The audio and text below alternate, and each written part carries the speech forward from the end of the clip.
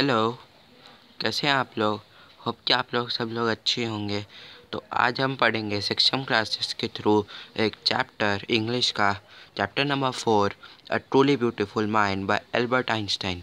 ये story Albert Einstein के बारे में है और एल्बर्ट आइंस्टाइन की पूरी लाइफ के बारे में बताया गया है। तो चलिए देखते हैं। टॉपिक है a truly beautiful mind bye Albert Einstein. इसका थीम देखते हैं हम लोग। This brief sketch of life and achievement of the great genius Albert Einstein reveals that extraordinary personalities with intellectual capabilities are not necessarily noticed during the early years. The author focuses on two aspects of Einstein's personality, as a scientist and as a human being.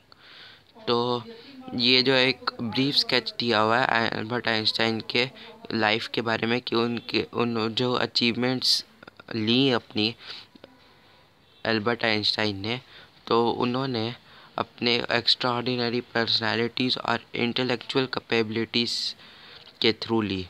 और ये पहले notice नहीं किया जा सकता था क्योंकि Albert Einstein, आप आगे पढ़ेंगे कि सब लोग उन्हें पसंद नहीं करते थे क्योंकि वो उनको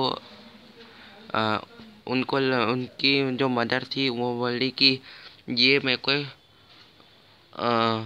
ये मेरे को अच्छा, मैं आगे बताऊंगा आपको।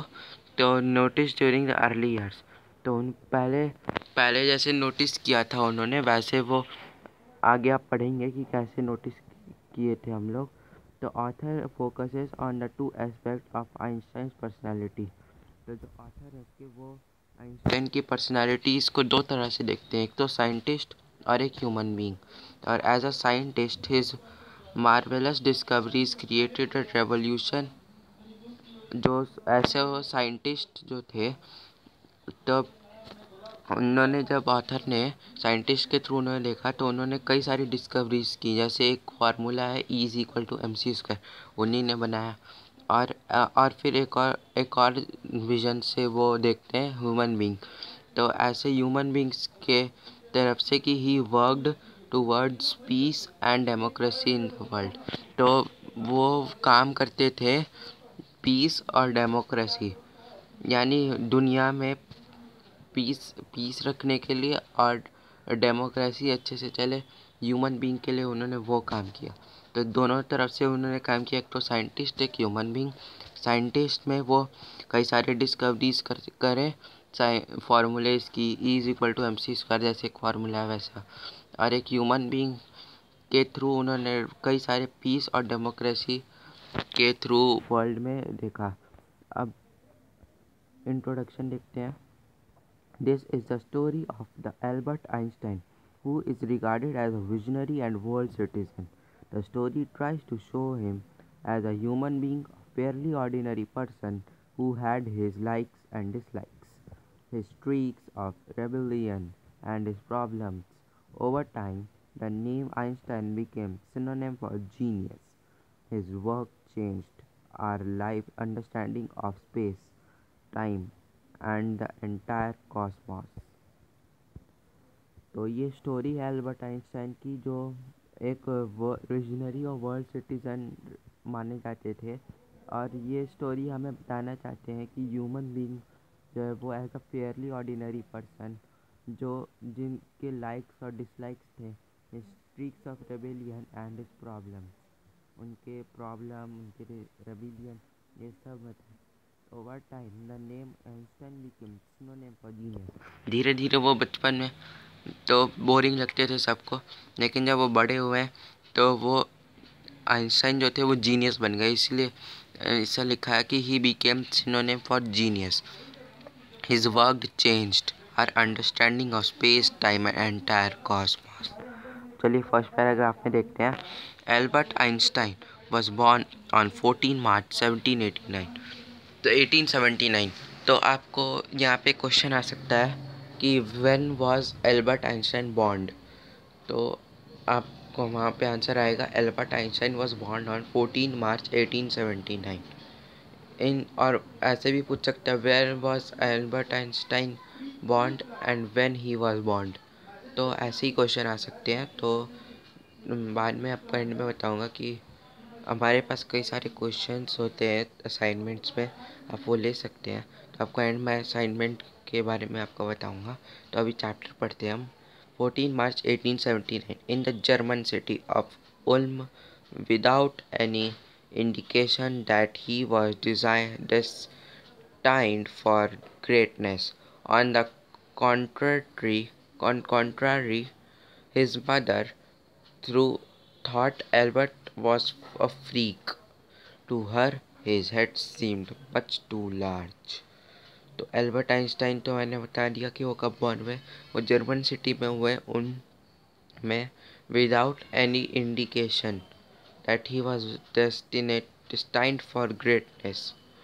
On the contrary, his mother thought Albert was a freak.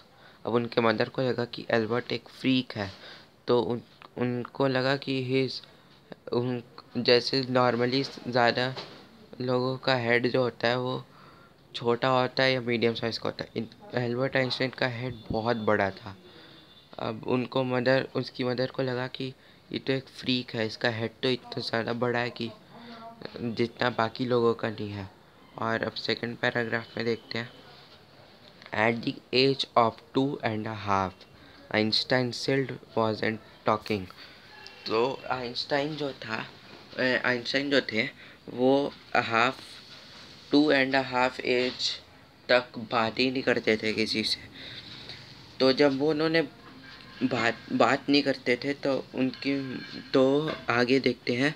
When he finally did learn to speak, जब वो फाइनली सीखे कि बोलना, तो वो हर एक वर्ड को ना 2 बार बोलते थे। जैसे बोलेंगे मे आई कम इन, ऐसे दूसरे वर्ड्स बोलते हैं। तो हर एक वर्ड को 2 बार बोलते हैं। He uttered everything twice. Einstein did not know what to do with other children. Einstein को ये नहीं पता था कि बाकी लोगों से कैसे बात करते हैं, लेकिन जब वो बात करते थे तो वो हर एक वर्ड को 2 बार बोलते थे। And his playmates called him, जो उसके प्लेमेट्स थे या फिर जो उसके क्लासमेट्स वगैरह थे, वो सब उसे ब्रदर बोरिंग बोलते थे। So the youngster played by himself much of the time. He especially loved mechanical toys. तो आइंस्टाइन को ना मैकेनिकल टॉयज बहुत पसंद थे। Looking at this newborn sister, तो उसकी ना फिर एक न्यूबॉर्न सिस्टर हुई। तो ना वो उसका नाम माजा था, MAJ. He is said to have said, "Fine, but where are her wheels?" तब आप समझ ही गए होंगे कि यहाँ पे वो बोलता है कि इसके व्हील्स कहाँ है। अपने बहन को उसको मैकेनिकल टॉय ज़्यादा पसंद है, तो वो सोचता है कि उसकी बहन भी मैकेनिकल होएगी। तो उसने अपनी मदर से पूछा कि इसके व्हील्स कहाँ हैं।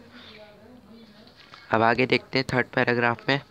अ headmaster once told his father, एक आइंस्टाइन के जो हेड मास्टर थे, तो उन्होंने उनके फादर को बोला कि that what Einstein chose as a profession wouldn't matter, वाह, because he will never make a success at anything.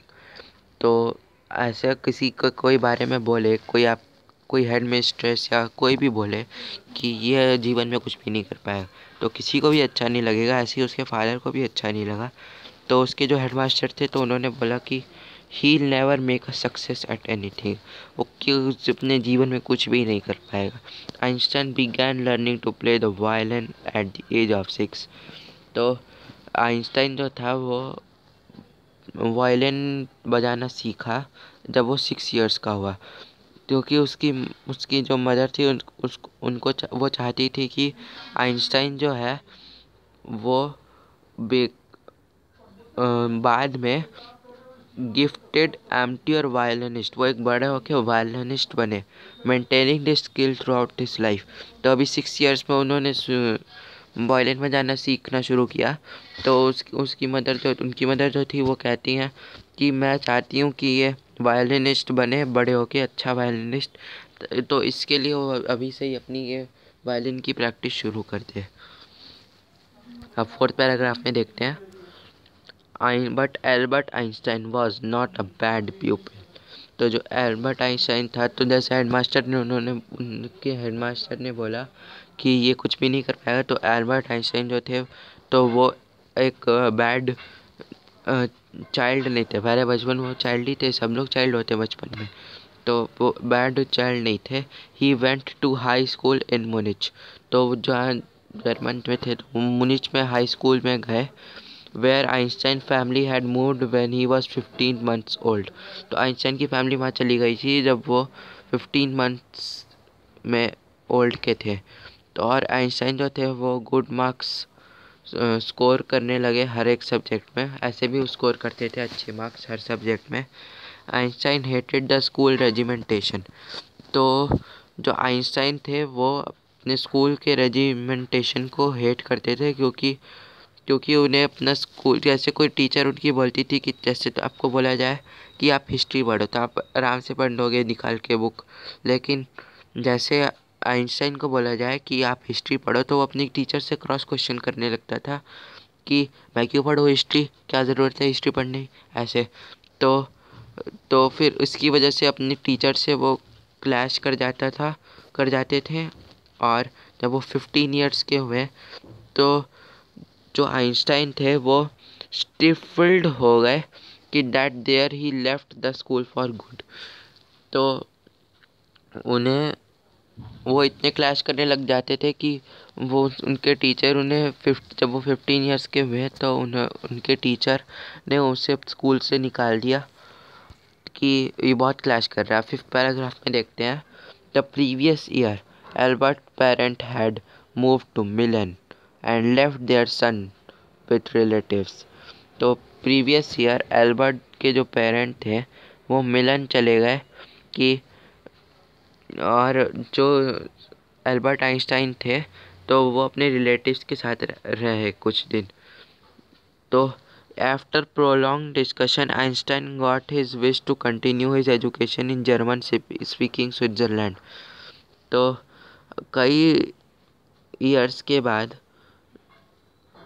और कई डिस्कशन के बाद जब आइंस्टाइन जो थे वो अपना विश किए कि मुझे अपना एजुकेशन जर्मन स्पीकिंग स्विट्ज़रलैंड में ही करना है, और एक सिटी में which was more liberal than मुनिच।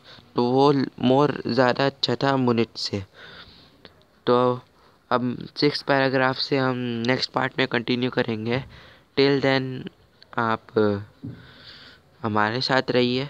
जितना आज मैंने फर्स्ट पार्ट में पढ़ाया है उतना आप रिवाइज कीजिए, और इसके आप रीडिंग कीजिए चैप्टर को एक बार फिर। ऐसे भी मैंने रीडिंग चैप्टर से ही लाइन से लिखी है, तो आप इसी को पढ़ सकते हैं। और अगर मेरा वीडियो पसंद आए तो आप लाइक कीजिएगा, और अगर आपको नहीं समझ आता चैप्टर तो एक बार आप फिर से वीडियो देखिएगा। अगर फिर भी नहीं आता तो मेरे को मेल कीजिएगा, मेल आईडी मेरे डिस्क्रिप्शन में है। मैं आपको बताऊंगा कि आपको जहाँ समझ नहीं आएगा आपको मैं बताऊंगा। तो आप प्लीज़ एक बार देखिएगा, अगर आपको नहीं समझ आता है तो मेरे को बताइएगा, और कमेंट बॉक्स में ज़रूर मेंशन कर दीजिएगा कि आपको वीडियो कैसा लगता है। तो thank you, and till then stay safe and stay well healthy. तो मैं आपका फर्स्ट पार्ट यही ख़त्म करता हूँ, सेकंड पार्ट जल्दी आएगा। तो टिल देन बाय।